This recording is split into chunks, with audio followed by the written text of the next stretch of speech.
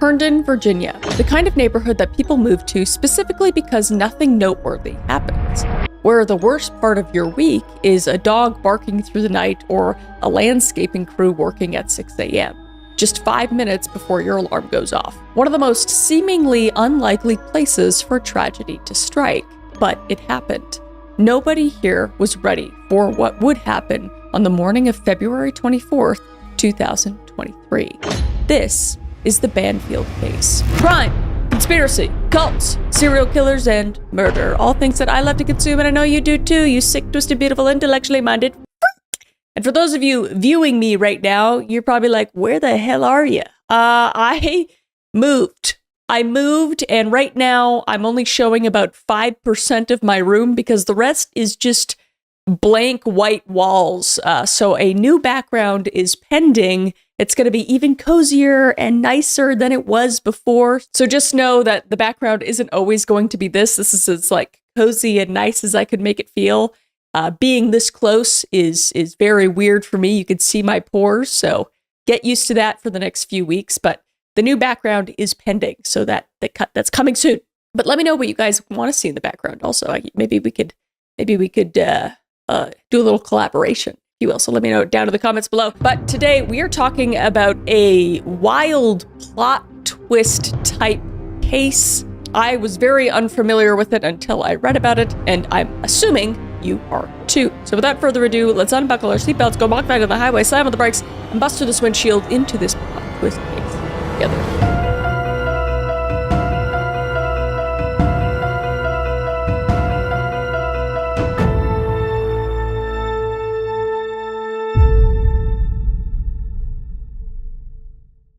All right, so you listen to my show, a show about crime, conspiracy, serial killers, cults, and murder. So you already know your personal data online is nobody's business but your own.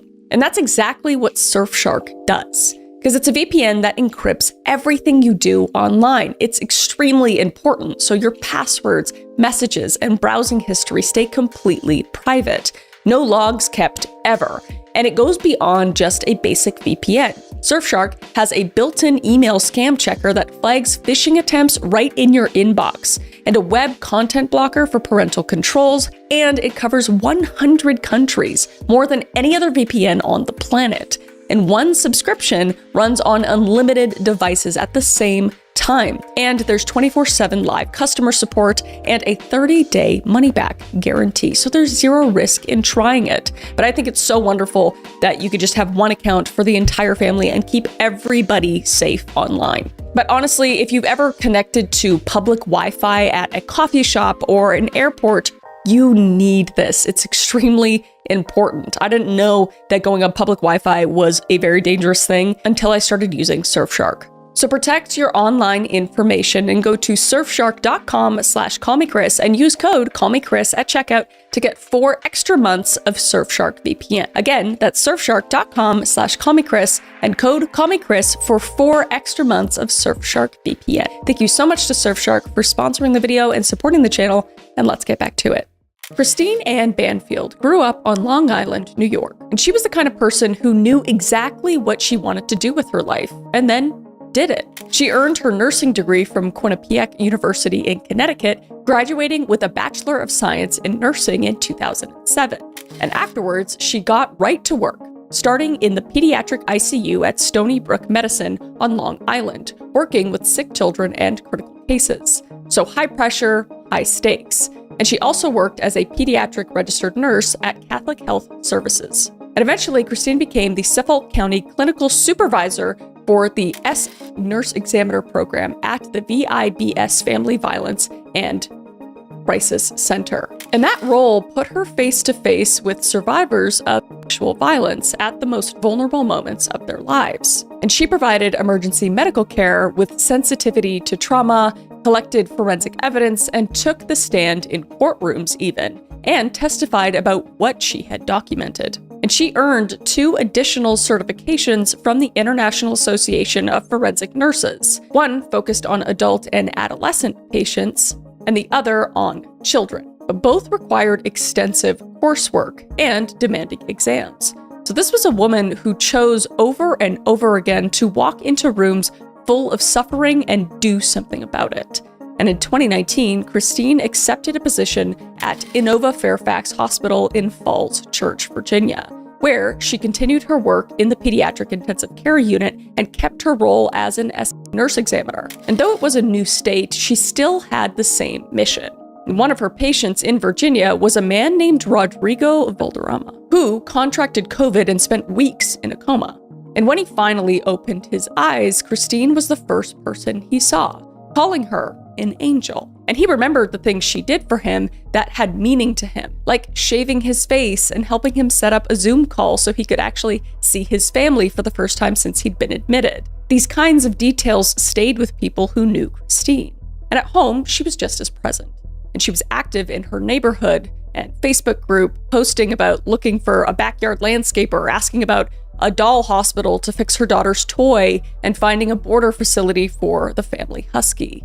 And her Instagram bio reads, quote, "My journey to health, strength, and balance," unquote. So she's a loving mother, a woman who gives time to her patients, her energy to her family, and her attention to the small things. And the man she shared life with had been beside her almost from the very beginning. And that man was Brendan Banfield, who also grew up in New York. And he met Christine when they were both 18 years old and just freshmen at Quinnipiac University. And they started spending nonstop time together almost immediately. And in Brendan's own words, quote, "For the most part, we were pretty inseparable. We were always planning for the future," unquote. And they loved each other dearly. And Brendan studied accounting, and after college, he opened a children's math tutoring center called Mathnasium of Maurice, which he ran for a while. And in January of 2019, he shifted careers entirely, and he became a criminal investigator, actually, with the Internal Revenue Service's Criminal Division, which made him a special agent and a federal law enforcement officer. And the move to Virginia came that same year. Christine had taken the nursing position at Inova Fairfax, and their daughter, Valerie, had recently been born. So they sold their property on Long Island, and in March of 2019, purchased a home at 13230 Stablebrook Way in Herndon, Virginia. And it was located in the Hattontown neighborhood, described as an idyllic suburb just outside Washington, D.C. So they had a house, and they had their careers, and they had a daughter they both adored. And in 2021, they brought on an au pair to help for their toddler while they both worked their very demanding jobs. So it was a very full and busy life with everything exactly where it should be. And Valderrama, the patient Christine had cared for, struck up a friendship with her after his recovery. And he got to know Brendan too and invited the family to a gathering at a park near DC. And when Christine told him she was planning to hire an au pair from South America, Valderrama, born in Colombia, helped her find restaurants in the area, saying, quote, "That was her personality," unquote. And quote, "She wanted the au pair to feel at home," unquote. But even though they were going to get an au pair, the Banfields were happily married and doted on their daughter they both adored. Just a picture-perfect family. But there was something else, something that doesn't quite fit the picture. And that's a profile on FetLife, a dating website built around BDSM, kink, and fetish communities. And the profile belonged to Christine. And the account was created under the name Anastasia9. The profile photo was a selfie of Christine from the gym. And the content of the profile was explicit. And it described a fantasy, a stranger fantasy. A man would come to the Banfield home while Christine was asleep, and he would walk in, go straight upstairs to the bedroom, and act out a violent scenario. So a sexual assault nurse examiner who had spent years caring for survivors was now searching for someone to carry out that experience with her. And there were conversations, messages with multiple partners expressing the desire to meet. And finally, when the right man was found, a date was set, and someone was invited to the Banfield home. And the man on the other end of those messages was Joseph Nathan Ryan, 39 years old, from Springfield, Virginia, a complete stranger to Christine. And unbeknownst to her, he was supposedly a kind man. His mom even called him her best friend. And from Ryan's perspective, he had stumbled into an exciting and straightforward situation. A woman on a fetish website was interested in him, and she was new to the community, attractive, and wanted to explore a consensual fantasy with a stranger. And he connected with Anastasia 9 on February 19th, 2023, 5 days before their meeting. The conversation moved to Telegram, and details were laid out clearly. He was to arrive at a home in Herndon, Virginia in the morning of February 24th, and the front door would be unlocked, and he would go straight upstairs to the master bedroom. And he was told to bring zip ties, chains, and a knife, and he was told not to stop no matter what. And he was instructed to leave his phone in his car. And the night before, February 23rd, Anastasia 9 wrote, quote, "I'll message you in the morning when you can come in. Aim for 7:20. Oh, I forgot to tell you, I do have a dog. She is very nice, but she will be in the basement," unquote. And early the next morning, Ryan sent his reply, quote, "Leaving in 10-ish. Won't show up until 7:20, 7:30, unquote. And a few minutes later, he wrote, quote, "Leaving now, 7:30 ETA, traffic," unquote. And the last message from Anastasia 9 came at 6:48 a.m. saying, quote, "Okay, I'll be waiting for you," unquote. So Ryan got in his car that morning carrying everything he was told to bring and drove to meet his new soon-to-be lover. Now, Christine had the day off from work, and she was sound asleep in her bed, and Brendan left the house that morning, headed to work.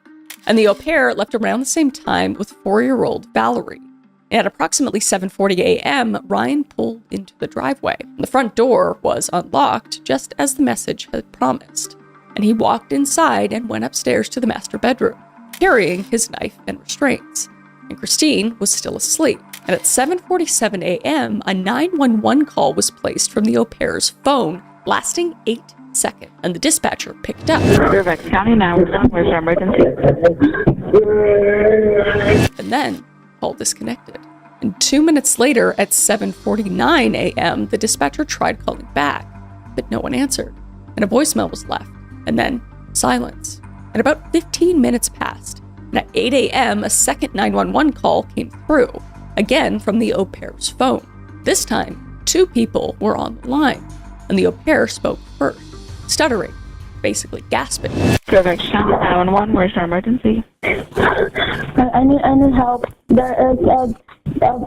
My friend, she just was stuck in the night now. She's bleeding a lot. I don't know what to do anymore.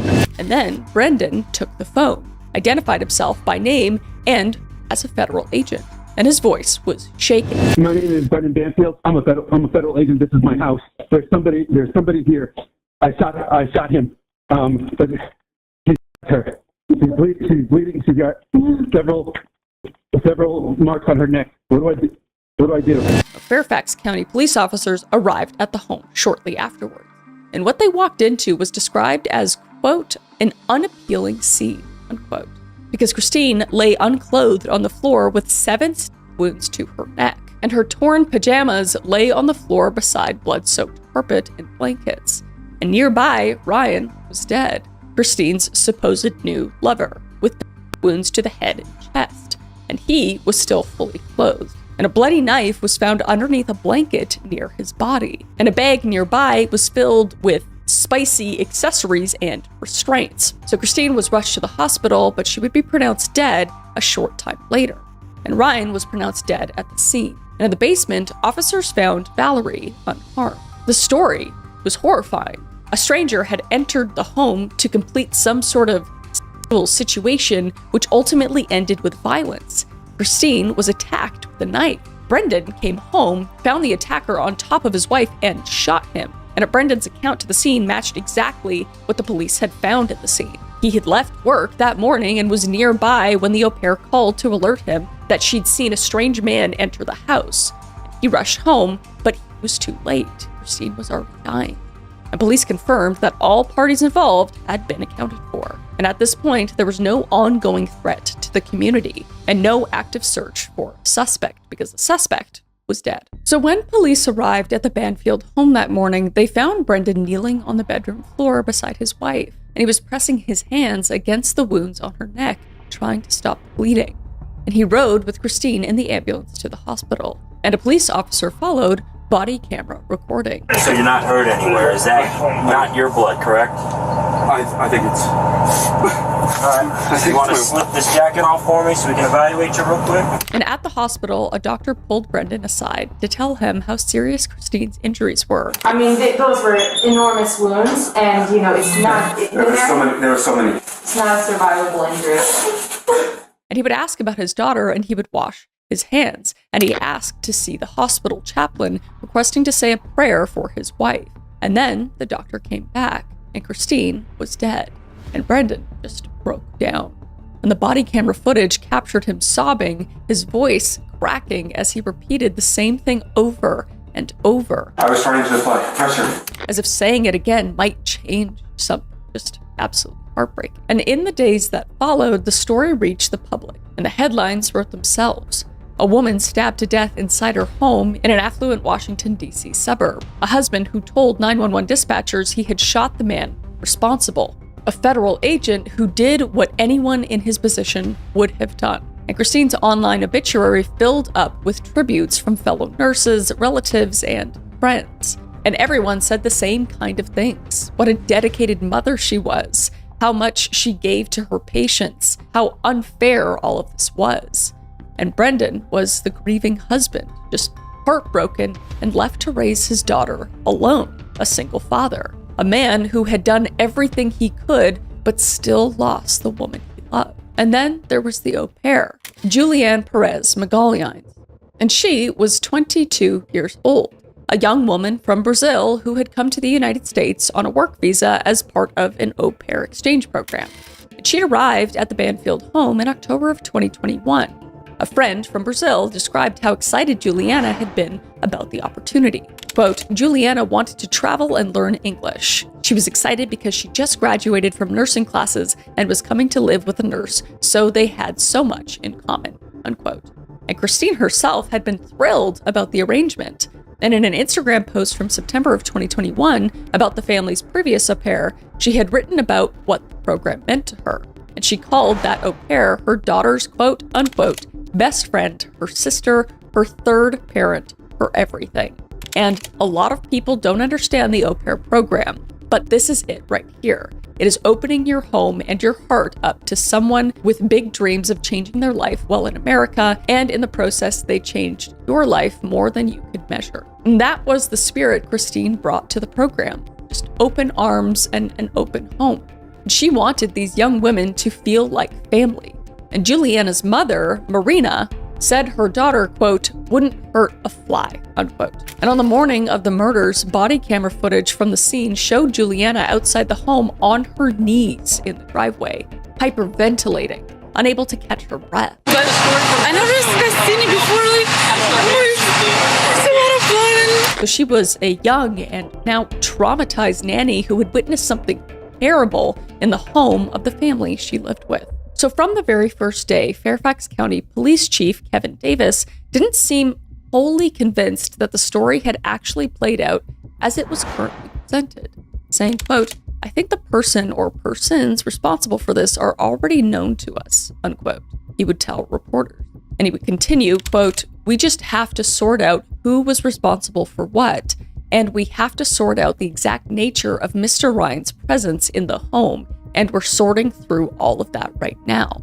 We are characterizing the husband and the au pair for now as present and involved. We're working to determine exactly what that means, unquote. Because at this point, the police did not know about the account that Christine used to get Mr. Ryan there. But the red flags were starting to pop up around this time. And the first one was obvious. There was no forced entry at the Banfield home. The front door had been unlocked, and Ryan, as we know, walked right in. So if this was a random home invasion, how did he know the door would open? And the chief would make this known publicly that this was not a home invasion. And then there was Brendan's silence. Because in the days that followed the murder, Fairfax County detectives gave Brendan the opportunity to sit down and talk, but he would decline. A man whose wife had just been murdered in their own bedroom and who claimed to have walked in on the attack and shot the killer himself. did not want to answer any more questions. And obviously, he was grieving. His wife had just been murdered. But he was also a federal law enforcement officer, so he knew how these investigations worked and what cooperation looked like. But he chose not to do those interviews. And then investigators turned their attention to the FetLife profile. And the Anastasia 9 account had appeared out of nowhere just 5 weeks before the murders. But when detectives pulled Christine Banfield's complete digital history, even going all the way back to the mid-2000s, they came up with nothing. In nearly 20 years of internet activity, Christine had never once visited a website, and never used a dating app, and never searched for fetish content, and never communicated with any other men online besides this one time. But another detail that nagged at investigators was that on 2 separate occasions in the weeks before the murders, both Brendan and Juliana had been away from the house for 36 to 48 hours at a time. And during both of those windows, there was 0 activity on the FetLife account, the associated Gmail, or the Telegram messages. So if Christine was the one running those accounts, why did all the activity stop the moment they left? Wouldn't that be prime time to use them? So the digital forensic investigation became complicated, and the lead digital forensics examiners on the case, Brendan Miller, ran his analysis and reached a conclusion. The FetLife and Telegram activity had originated from Christine's cell phone and laptop. And in his assessment, there was no evidence that Christine had lost control of her devices. His findings were sent to the University of Alabama for peer review, where they confirmed his conclusions. But Miller's supervisors strongly disagreed, and they argued he had made a critical error in his logic, and that tracing activity to Christine's devices was not the same thing as proving Christine was the person using those devices, because anyone in the household with access to her laptop could have created and operated those accounts. Miller was eventually pulled off the case and transferred out of the division, and he said he never requested the move and called it retaliation for his conclusions. And his supervisors in turn described it as a, quote, performance management decision. The deputy chief, Patrick Brush, acknowledged making statements that he never wanted Miller handling digital evidence investigations again. And then there was the body camera. So when officers had first arrived at the home that morning, they found Brendan on the bedroom floor with his hands pressed against Christine's neck, and blood was visible on both sides of his hands as he was applying pressure to her wounds in an attempt to stop the bleeding. And if you recall, at the hospital, the footage showed him washing his hands there. And this was before investigators had the chance to test fully. But again, he is a grieving husband who has his wife's blood on his hands. I feel like any normal person would have the instinct to just wash that off. So still, no charges were filed, and the case would go quiet publicly, leaving online communities following the story restless. But behind the scenes, Fairfax County detectives were pulling apart every single thread, and the investigation focus was shifting in a way that the public couldn't quite see yet. So as the investigation deepened, one piece of evidence began to rise above everything else, and that was the blood. Bloodstain pattern analysis became the centerpiece of this case. And what forensic analysts found on Ryan's body didn't seem to match the story Brendan had told, because blood behaves differently depending on how it arrives on a surface.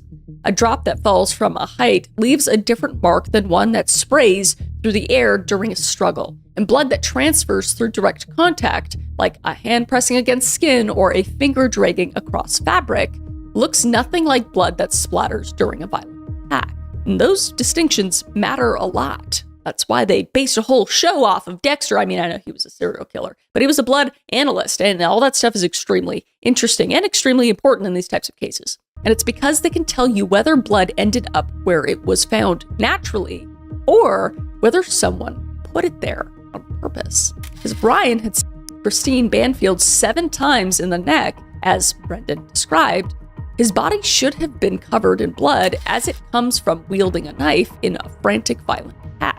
An airborne spray, impact splatter, the chaotic patterns that an active struggle leaves behind. That evidence wasn't there. And what forensic analysts found instead were transfer stains.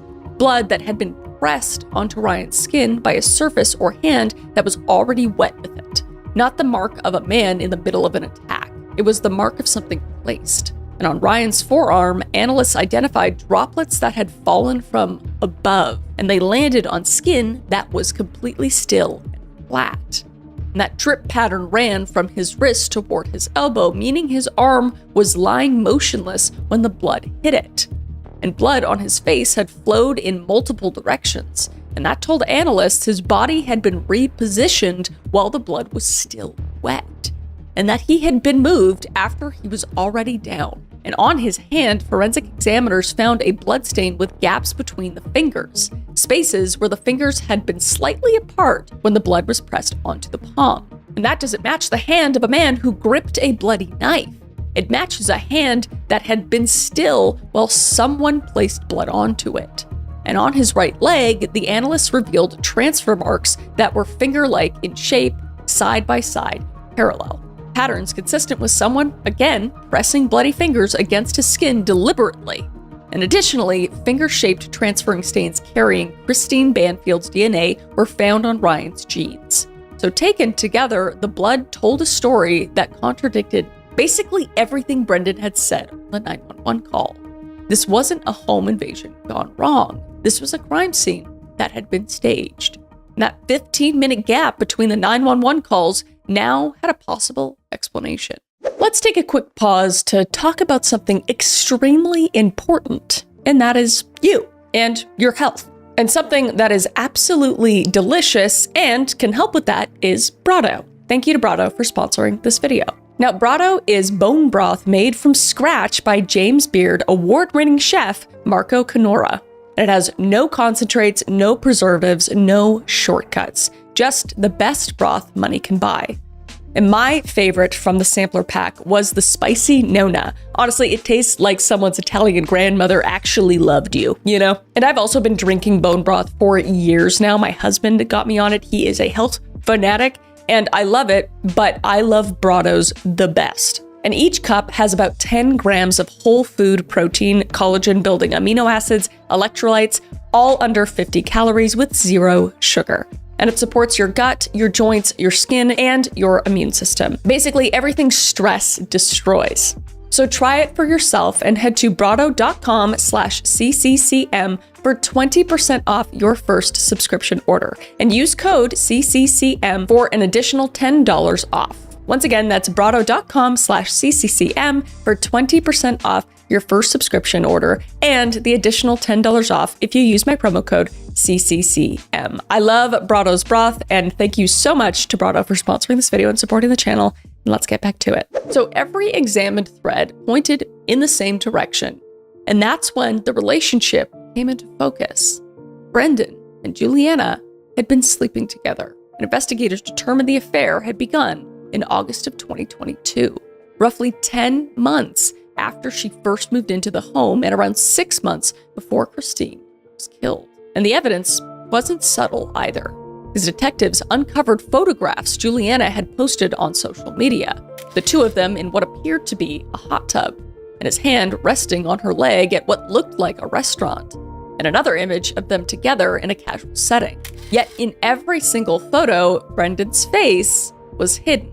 He knew what he was doing, and Police Chief Davis confirmed the story for the public, saying, quote, "We know Brendan Banfield and Juliana were involved in a romantic relationship at the time of the murders," unquote. And on October 13th, 2023, nearly 8 months after Christine's death, investigators returned to the Banfield home with a search warrant. And the master bedroom that once belonged to Christine had completely transformed. Juliana had moved in. Her clothes were hanging in the closet. Her lingerie was scattered around the room. And on the nightstand sat a framed photograph of Brendan and Juliana together. And a second framed photo of the couple was found on a dresser. This is the same woman that had been on her knees in the driveway, hyperventilating, gasping to officers that there was a lot of blood. And now she was living as Brendan's girlfriend in the room where his wife had been murdered. And 6 days later, on October 19th, Fairfax County Police arrested Juliana, and the charge was second-degree murder in the death of Joseph Ryan. And the reasoning was that Ryan had been shot twice by 2 different firearms.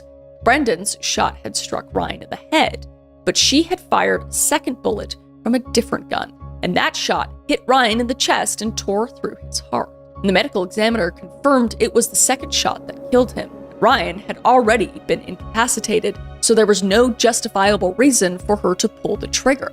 And the purpose of the second bullet was put in blunt terms. The gun was used to, quote-unquote, eliminate the only living witness. And at her bond hearing, a judge denied bail, and Juliana had obtained a new passport after police had seized her original one, but she wasn't going anywhere. And for a year after her arrest, she said nothing. But behind jail walls, things were unraveling. She wrote letters to family complaining about her lawyer, and she wrote to friends about her complicated relationship with Brendan, who she claimed still wanted to move to Brazil with her, and authorities were monitoring her calls. And in one recorded conversation, Brendan's mother, Teresa, who was paying for Juliana's legal defense, by the way, which is fucked up, discussed what happened to snitches in jail. And in another call, Juliana said to Brendan directly, quote, "I hope you are not just staying with me because you are afraid I'm going to turn against you," unquote. And Brendan told her to keep her mouth shut, because remember, he's a federal agent, and he knows exactly what to say. But she wouldn't. And after a 10-day hospital stay in October of 2024, something inside her broke. And on October 25th, she sat down with investigators and gave a detailed recorded interview. And she told them everything. And when asked why she finally decided to cooperate, she simply said, quote, "The thought of being the right thing to do, I guess. The world deserved to know what really happened, and I just couldn't hold it. I just couldn't keep it to myself. The feeling of shame and guilt and sadness and all those feelings," unquote. And what she told investigators changed everything. Because Brendan did not rush home to save his wife, as we know, and he did not stumble upon a stranger attacking Christine in their bedroom. He was not a hero, he was the architect of the entire thing. It was all Brendan's design. But as we know, the truth was out. The affair between Brendan and Juliana indeed began in August of 2022. She had been living in the Banfield home for 10 months at that point, caring for Valerie and sharing the same roof as Brendan and Christine every day. But what started simply as a professional arrangement turned into something else. It moved fast. And according to Juliana, within weeks of the relationship becoming sexual, Brendan began talking about a future together. But there was a problem. Divorce would cost money, and it would mean splitting custody of Valerie. And Brendan didn't want either of those things. He wanted Christine gone. And according to Juliana's account, Brendan first proposed the idea of hiring a hitman, but decided it was too risky, too many variables. So he designed something else entirely. And the plan was this: create a fake profile of a fetish website using Christine's identity, lure a stranger to the house under the pretense of consensual sexual encounter, have that stranger walk into the bedroom carrying weapons, then kill the stranger and Christine both. Afterwards, staging the scene so it looked like a home invasion gone wrong. And the stranger would take the blame for Christine's death. And Brendan would be the grieving husband who arrived too late to save her, but just in time to shoot the intruder. So 2 murders with 0 suspects. And the preparation was methodical, and the work of a man who understood how criminal investigations operate and what they look for on a professional level. Except for the bloodstains, you idiot monster. So Brendan took Juliana to the Silver Eagle Group shooting range in Ashburn, Virginia, where he taught her how to handle a firearm. Range records confirmed they visited together twice in the months leading up to the murders. And on January 28th, 2023, Brendan went back to the Silver Eagle alone, and he purchased a Glock pistol for $558. And the serial number on the receipt matched the firearm recovered from the crime scene that Juliana used to fire the fatal shot. And in the days before, February 24th, Brendan had all the windows in the house replaced with soundproof glass.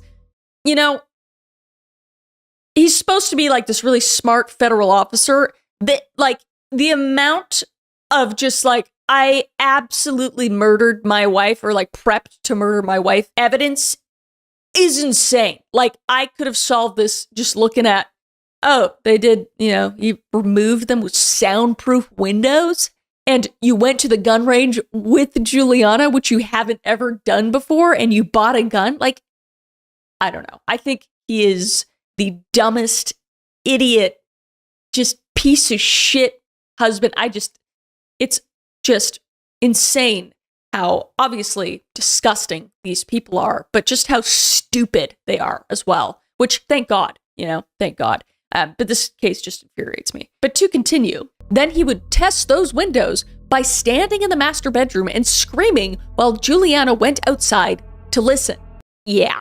And he walked the neighborhood on foot, checking whether any of his neighbors had surveillance cameras that could capture activity at the house.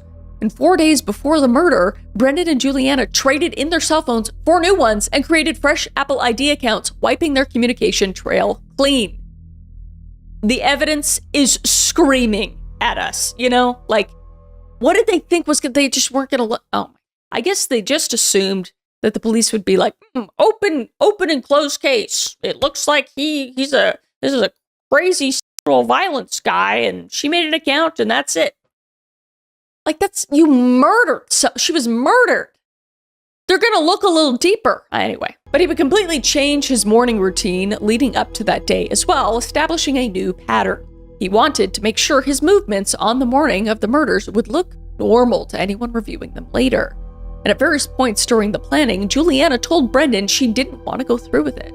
She said she wanted out, but he told her it was too late to back out. And on January 9th, 2023, using Christine's own laptop while she was home, they created a Gmail account. And on January 17th, they used that account to build the Anastasia 9 FetLife profile. And they uploaded one of Christine's gym selfies as the profile photo, which Christine had sent to Brendan over Facebook Messenger that same day.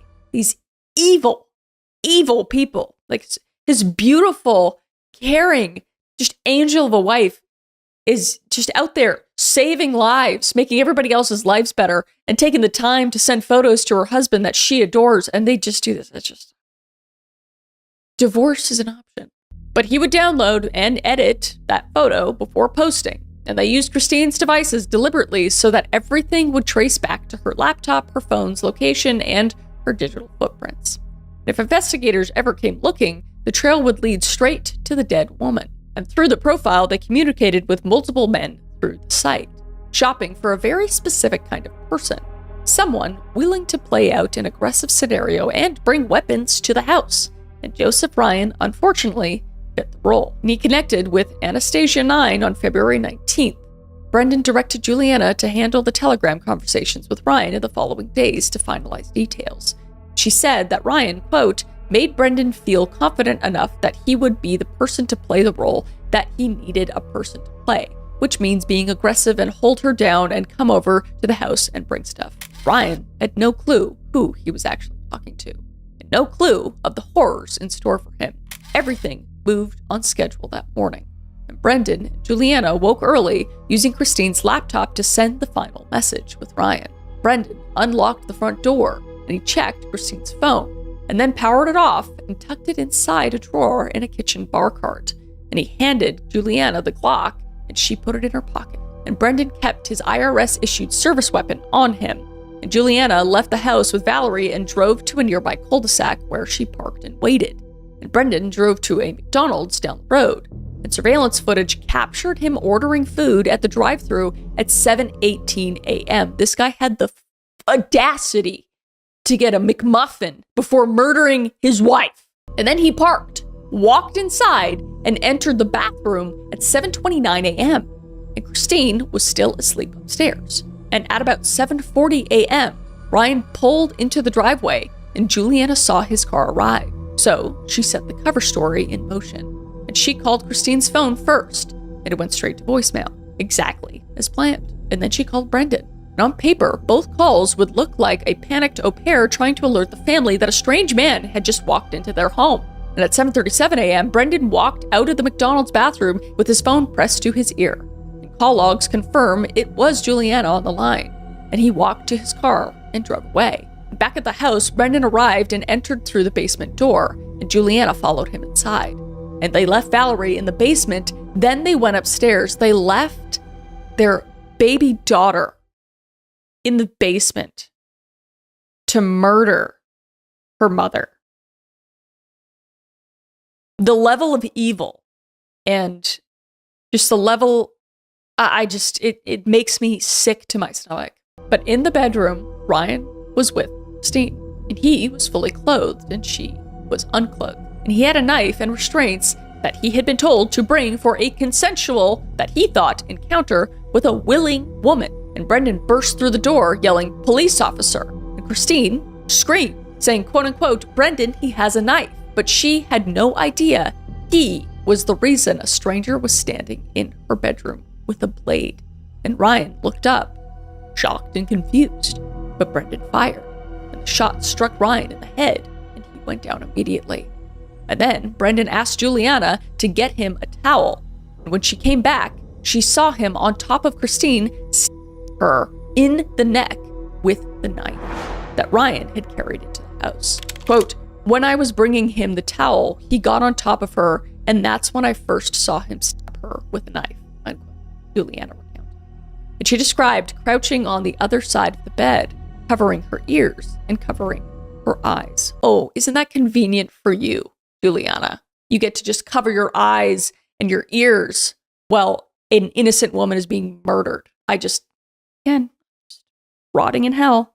I hope these people rot and burn in hell. Quote, "A few times I looked and I was able to see him stabbing her," quote.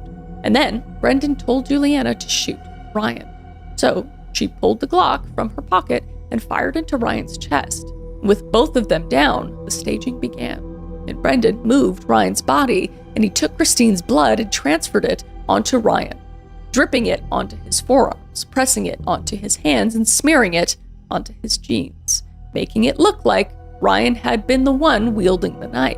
And then came the finishing touches, the final 911 call. And at 7:47 a.m., the first call went out from Juliana's phone, lasting 8 seconds. And only groans were heard on the line. And then a disconnect. And at 7:49, the dispatcher called back, no answer. And at 8 a.m., the second call, Juliana stuttering and gasping. Brendan taking the phone and identifying himself as a federal agent. My name is Brendan Banfield. I'm a federal agent. This is my house. There's somebody here. I shot him. But he shot her. She's bleeding. She's got several marks on her neck. What do I do? And the almost 15 minutes between those two calls were what it took to build this lie. 15 minutes to stage a crime scene. All right, let's pause the video to talk about something that I love, and that is seeing. Seeing in style, specifically. Because buying glasses used to stress me out, dude. You walk into the store, the prices are insane, and the styles feel like they've been outdated since like 2009. And you're just standing there holding frames up to your face, hoping for the best thing, just asking the person that works there if they look good, and they always say everything does, and you're like, no, it doesn't. Wendy, no, it doesn't. Well, that's where Warby Parker comes in. And I genuinely don't know how I did it any other way. Like, look at these glasses. They are so cute, and they have been my favorite glasses I have ever worn. I've never had glasses fit my face so nicely. And I've honestly never gotten so many compliments than I do on these glasses. I read my comments and you guys have liked them. I've been wearing them for a while now. But the quality is ridiculous for the price. And that's the coolest thing, because prescription glasses start at just $95, which if you've ever bought prescription glasses, that's like half, if not like a third of the price if you're getting good glasses. But what genuinely sold me was their virtual try-on. You literally just point your phone at your face and try on frames in real time, and it is actually accurate. Like I bought these glasses, they look exactly how they do now as they did on the virtual try-on, which honestly, I didn't expect, but that's why I agreed to work with Warby Parker, because I was very, very pleasantly surprised. And what's awesome is they also have sunglasses, contacts, and online eye exams. Everything is all in one place. And my listeners get 15% off plus free shipping when you buy 2 or more pairs at warbyparker.com/CCCM. Seriously, go check them out. I will only be getting my glasses from Warby Parker from now on. So thank you to Warby Parker for sponsoring this video and supporting the channel. And let's get back to it. So for 570 days after the murders, Brendan was a free man. And he continued living in the same house where his wife had been stabbed to death. And he was no longer employed by the IRS, as confirmed by the agency, but he had not been charged with anything. And the case appeared stalled. Weeks turned into months, and months turned into a year, and then longer. But prosecutors were waiting for something specific. Fairfax County Commonwealth's attorney Steve DeSano would later explain, quote, "We did not authorize charges against Brendan Banfield until after we got the blood analysis done. That is what we were waiting for," unquote. The blood analysis was the drip patterns, the transfer marks, and the stage placement of Christine's blood onto Ryan's body. Without it, they had suspicion, digital inconsistencies, and a circumstantial trail. But with it, they had physical evidence that the crime scene had been manufactured. And on September 17th, 2024, Fairfax County Police arrived at Brandon's home and arrested him. And he was indicted on multiple counts of aggravated murder and the use of a firearm in the commission of a felony. And officials described new evidence uncovered during the investigation as, quote-unquote, instrumental in securing the charges. And Police Chief Davis stood in front of cameras and reflected on the road that brought them here, saying, quote, "I knew, I suspected, I had a feeling that there was a lot more to what met the eye that morning. And certainly it has taken a road, 570 days later, where we are finally in a position to announce that 2 persons are being charged and held responsible and introduced to our criminal justice system for these 2 murders," quote. And he had also made clear they weren't done, saying, quote, "This isn't over. We're not spiking the football. We're not celebrating," unquote. Weeks after Brendan's arrest, Juliana formalized her plea deal. And on October 29th, 2024, she pleaded guilty to involuntary manslaughter, which this was planned. This is first-degree murder. She was in on the plan, so I hate that that's an option. Like, I understand it because we want Brendan in jail, but I hate that plea deals are a thing. So, because she helped plan this murder and she should be in jail until she's dead, but I digress. Prosecutors would recommend time served in exchange for her full testimony against Brendan.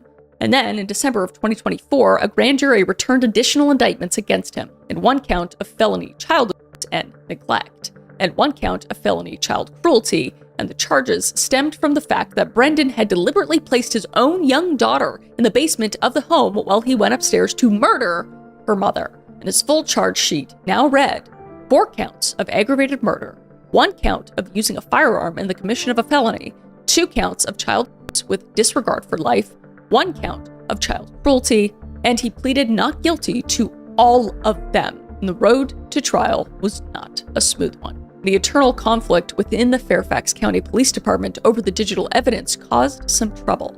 Detective Brendan Miller's transfer off of the case and the disagreements between investigators over who was really behind the FetLife profile remained a source of tension. And homicide detective Leah Smith revealed that within the first week of the investigation, a supervisor had called a meeting and told the squad, quote, "There were 2 theories and they needed to get behind the right one," quote. And Smith pushed back and said, quote, "At this point in time, nobody should have a theory in this case, that we are still at the very beginning and we should still be investigating and gathering facts and information," unquote. And investigators had also conducted a 30-minute forensic interview with the Banfield's daughter after the murders, but a judge blocked her statements from being used as evidence. Nearly 3 years after Christine and Joseph Ryan were killed, the case was finally headed to court. And Commonwealth Attorney DeSano reflected on the long wait, saying, quote, "My hope is, with this, is that he realizes he didn't get away with it. And I know that sounds cliche, but I think through the evidence, you can see a lot of things that he set up trying to get away with it, thinking that he was going to beat the system," unquote. So on January 12th, 2026, the trial of Brendan Banfield began in Fairfax County Circuit Court. And Judge Penny Ascarate presided. And the same judge who had overseen the famous Depp versus Heard defamation trial. From a pool of 80 potential jurors, 9 men and 7 women were selected, 12 jurors and 4 alternates. But at that point, the case had drawn so much attention in the area that during jury selection, jurors were warned to avoid all media coverage. And the trial was expected to last 4 weeks. The prosecution called approximately 20 witnesses over 4 days, plus 2 additional rebuttal witnesses. And the defense brought their own, including law enforcement officers, a digital forensic analyst, and a bloodstain expert. But in the end, the trial came down to 2 people, Juliana and Brendan himself. Juliana took the stand as the prosecution's star witness. She told the jury the affair, the planning, the months of preparation, the morning choreography, and then all the gruesome details of the murders in the bedroom. The defense did everything it could to tear her apart. An attorney, John Carroll, spent hours on cross-examination, and his most effective weapon was Juliana's own words that she had written from inside the Fairfax County Jail. In letters to Brendan after her October 2023 arrest, she had promised she would never cooperate. And she wrote to Brendan's mother, Teresa, describing the separation from Brendan as torture. And she wrote that she would rather die than live like this and cannot bear living without him. And then Carol produced the Netflix letter. In a letter to her family in Brazil, she had claimed that Netflix offered her $10,000 for exclusive rights to her story. And she wrote, quote, "I want a higher amount, especially since my whole life will be exposed to everyone, right? And they're going to be making a lot of money off of it. We deserve something," unquote. Carol went straight at her, saying, quote, "You were charged with murder because you shot someone. Am I wrong?"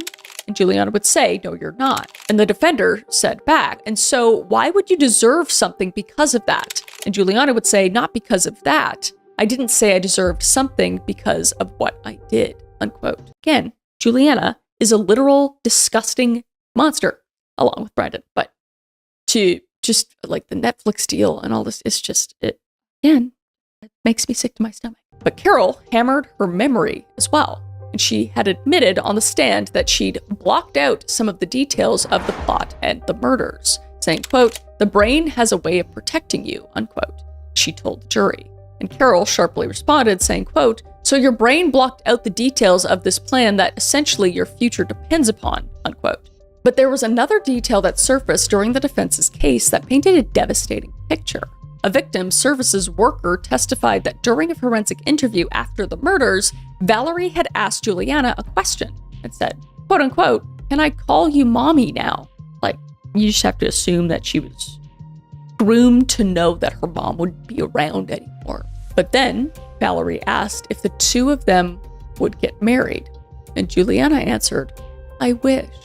And though it was a seemingly small moment, anything involving the pain and struggle that child has and will have to endure going forward is heart-wrenching. And the critical blood evidence was presented to the jury through expert testimony. And the prosecution's forensic analyst, Iris Daly Graff, spent nearly an entire day walking the jury through her findings. And when crime scene photographs of Joseph Ryan's body were shown for the first time, a woman in the victim's family's seating area dropped her head and closed her eyes. And Daly Graff laid out what the blood told her. They were transfer stains on Ryan's body, not splatter from an active attack, and droplets on his forearm that had fallen from above onto his skin that was flat and still, and blood on his face that had flown in multiple directions, indicating his body had been repositioned. A bloodstain on his hand with gaps between his fingers, signaling blood that was pressed onto a motionless palm, and finger-like transfer marks on his right leg, and Christine's DNA on transfer stains found on Ryan's jeans. And her conclusion was that Joseph Ryan's body had been moved after death, and Christine's blood had been deliberately placed onto his hands, clothing, and skin. The defense countered with their own expert, Leanne Singley, who disagreed with some of Daly Graff's classifications, particularly 4 stains on Ryan's forearm. But under cross-examination, Singley conceded she could not definitively rule out the opposing experts' conclusions. And then the prosecution destroyed Brendan's alibi. And he had claimed on the stand that the reason he left home on the morning of February 24th was because of an important meeting with the IRS managers that potentially could have led to a promotion. The prosecution called his IRS supervisor, and no such meeting happened. This guy is the dumbest human being I've ever heard of, for real. But there was no meetings on the books. In fact, every manager who would have attended was out of the state that day, and one was even out of the country. So this was incredibly damaging to Brendan's alibi. Because if Brendan had made up his reason for leaving the house that morning, what else could he have lied about? And that's when Brendan made a risky move. And he would take the stand himself. And I feel like we see this with just quintessential narcissistic, psychopathic people that go on the stand or represent themselves like a Ted Bundy or something. It's like they think they can outsmart the justice system, but they are actually stupid. But it was by far the most dramatic moment of the trial, and he would come out swinging. And he called the prosecution's theory absolutely crazy and absurd. And he told the jury he loved his wife very much, and that they were pretty inseparable. Pretty inseparable? Why wouldn't you just say inseparable? It's just weird. And he acknowledged the affair with Juliana, but waved it off as just an affair. And he said he had others before, and this one would never have changed his marriage. And he claimed he and Juliana broke up at different points and worked together on the day of the killings. But then he went even further, and he told the jury that Christine had known about his last 2 previous affairs, and even claimed that Christine herself had affairs, including one that involved a BDSM relationship. So even in her grave, he is defiling her, and he testified that his wife, who had spent years as a sexual assault nurse examiner, had a specific interest in sexual violence and had brought home case documents containing graphic images, and he did everything he could to show the FetLife profile was Christine's, not his. And when it came to the bedroom scene, Brendan gave his version as he had to the police. He entered with his service weapon drawn, and he found Ryan over his naked wife, and he announced himself as law enforcement, and Christine screamed, and he watched Ryan stab Christine, and he fired, but he also added another detail now. He claimed that after Ryan was down, Christine spoke to him and said, quote, Christine told me that she was bleeding out and that she was sorry and she loved me. Oh, isn't that a nice little cherry on top? But on cross-examination, prosecutor Jenna Sands went after the math. Christine had been 7 times in the neck with an 8th cutting wound. If Brendan had shot Ryan the moment the began, when did the other wounds happen? Quote, the knife is inside of her hair, unquote. Brendan answered, quote, I can't tell the movement, unquote. Sands would describe his time on the stand as dishonest and cold, saying, quote, he showed absolutely no human emotion that we'd expect to see of someone in that position, unquote. And in closing arguments, she laid everything out one final time, saying, quote, he executed his plan to murder his wife and an innocent stranger, and he was in love with Juliana. He can pretend this was a fling, an affair. He had them before, no big deal. He was in love with Juliana. He was afraid of losing her. He needed to get rid of his wife so that they could be together, unquote. And she reminded the jury that Brendan had given, quote unquote, 0 explanation for why Christine's blood was smudged on Ryan's hand with gaps between the fingers. And she asked why a woman who struggled with a blood clotting disorder her whole life would seek out actual knife play with a stranger. And she pointed to Valerie, saying, quote, he left her in the basement knowing that Joe Ryan was upstairs. He left her in the basement while he shot and killed Joe Ryan, unquote. And defense attorney John Carroll made his final case to the jury built around one question, reasonable doubt. Quote, is it reasonable after a 6 to 8 week affair that someone is going to try to get rid of their companion of 19 years, her wife of 12 years? Is that reasonable, unquote. Of course it is! With the evidence. But he pointed to the digital forensic experts confirming the FetLife activity could only be traced to Christine's devices. And he reminded the jury of the tension and fighting within the police department. And he attacked Juliana as a liar who had been handed a sweetheart deal in exchange for saying exactly what prosecutors wanted her to say. So the jury received the case at 12:33 p.m. on Friday, January 30th, 2026. And they deliberated for the rest of the afternoon. With no verdict reached, they were sent home for the weekend. And on Monday, February 2nd, they returned at 10 in the morning and picked up where they left off. And the deliberation stretched through most of the day, nearly 9 hours of total discussion across the 2 days. And then the final verdict came. Guilty. 2 counts of aggravated murder, 1 count of using a firearm in the commission of a felony, and 1 count of child endangerment. And Brendan Banfield showed almost nothing as the verdict was read aloud. No tears, no collapse, no reaction at all. He simply looked at the jury as they proclaimed his guilt. The same man who had sobbed at the hospital when a doctor told him Christine was dead. The same man who had shaken his head and shed tears while body camera footage played back in the courtroom. The man stood motionless as a jury told him his freedom was over. And the judge scheduled sentencing for May 8th, 2026. And since we are now only in March, Brendan faces life in prison without the possibility of parole, plus an additional 13 years. And prosecutors confirmed that victim impact statements are planned to be read at the sentencing hearing. And And after the verdict, Commonwealth's attorney DeSano called Brendan's actions what they were. Quote, monstrous. I hope he thinks about his wife in jail and about what a heinous thing he did, because that's something he's rightfully going to have to live with for the rest of his life. The details of this case attracted national attention because it involved an affair, a fetish website, and a premeditated plot. But beyond the spectacle, we are here today because of the tragic deaths of two of our community members, Christine Banfield and Joseph Ryan. Quote, and when he was asked whether the outcome might have been different without Juliana's cooperation, Sano said, quote, the case was about the blood.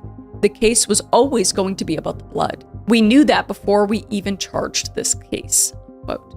And Juliana was scheduled to be sentenced on February 13th, 2026. Under the terms of her plea deal, she faced up to 10 years in prison for her manslaughter conviction, though prosecutors recommended time served. And if the court agreed, she would be released and likely deported to her home country as a Brazilian national. And in the courtroom throughout the trial, Christine's parents sat on one side. And her father, Gary Benson, who testified about Christine's lifelong blood clotting disorder, watched every day of proceedings. And on the other side of the aisle sat Brendan's mother, and she had paid for Juliana's defense up until she turned against her son. And Ryan's mother, Deirdre Fisher, had spoken publicly long before the trial reached its conclusion.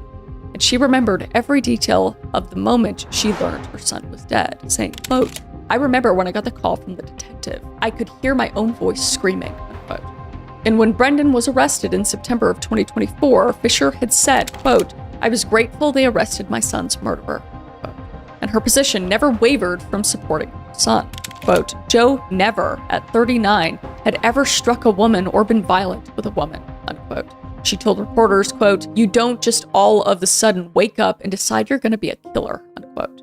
He was a stranger who walked through an unlocked door believing he was meeting a willing woman. He was executed as part of someone else's plan. And then there's Valerie, 6 years old now with a custody decision that still needs to be made. And she'll never know her mother outside of extremely early memories. And she'll only know her father from the other side of a jail cell. Police Chief Davis said, quote, we're taking care of the child. We're working with other family members to make sure that child is cared for. We're going to do what's right by that child. The truest victim of all is that 4-year-old, unquote. The case came terrifyingly close to working. Brendan used his expertise as a trained federal agent who understood how criminal investigations operate to meticulously stage a crime scene. If the blood hadn't told a different story, if detectives hadn't noticed that the FetLife activity stopped every time Brendan left town, and if Juliana hadn't eventually decided to turn against him, then Brendan Banfield might still be living in that house on Stablebrook Way, with his daughter and with a new life, with no one ever knowing what really happened in that bedroom. But the blood did tell the story. And in the end, so did the person who was supposed to keep her mouth shut. So thank God police did their due diligence. I mean, the investigation work is extremely detailed, and I'm so grateful that they handled this case how they did. And my heart goes out to Valerie Banfield and the rest of the family and Ryan's family as well. It's just absolutely devastating. But I'm so happy that the justice system worked in this case. And I'm praying that he gets the right sentencing and that he never sees the outside of a prison cell for the rest of his life. But that is the end of this case. If you have any other cases you want me to look into, please let me know down below. I always read the comments, and until then, I will see your beautiful face. Stay safe out there.